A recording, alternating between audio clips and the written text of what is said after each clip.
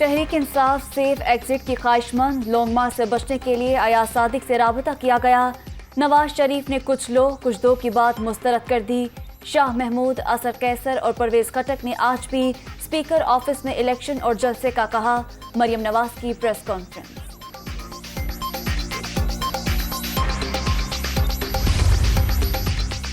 तहरीक इंसाफ को इस्लामाबाद में एहतजाज की इजाजत मिल गई। सुप्रीम कोर्ट की पेशावर मोड़ G9 और H9 के दरमियान जगह फराहम करने की हिदायत।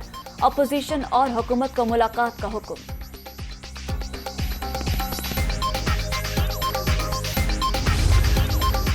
और अदालती हुक्म पर मुज़ाकरात। हुकूमत और तहरीक इंसाफ की मुताल्लिका कमेटियां कुछ देर बाद चीफ कमिश्नर ऑफिस में मिल बैठेंगी।